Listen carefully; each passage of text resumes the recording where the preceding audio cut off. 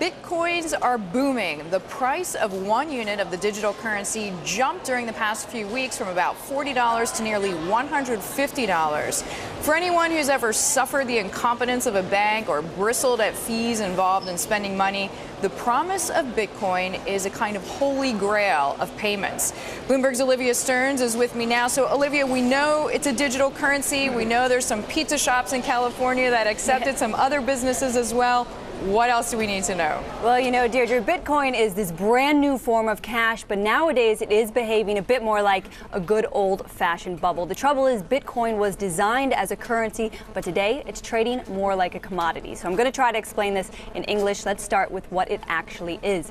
Bitcoin is a digital, virtual, online currency. It was created back in 2009 by a Japanese hacker who goes by the same name. The product itself, well, this is the confusing bit. It's just simply an algorithm, but it can be traded and used like cash to buy goods and services online. Well, how's it different from real currency? For starters, it's not pegged to anything.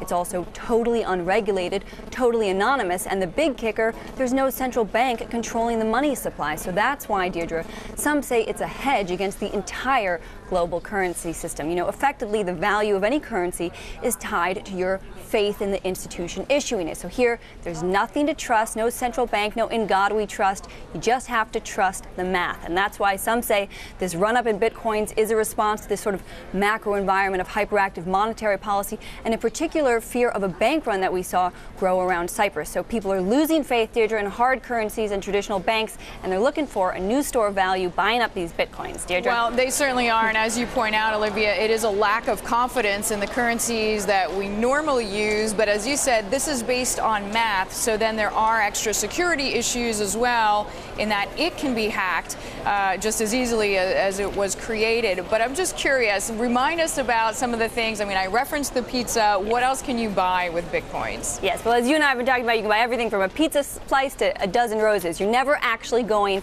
to get your hands on a single Bitcoin. The idea is to stash them in your online wallet. There are nearly 1,000 e-commerce sites, though, today that will accept Bitcoins in exchange for a whole array of services. And the number is growing rapidly, even though there is so much volatility around what a Bitcoin is actually worth. The price of one has quadrupled since early March. Will they replace hard currency? Probably not.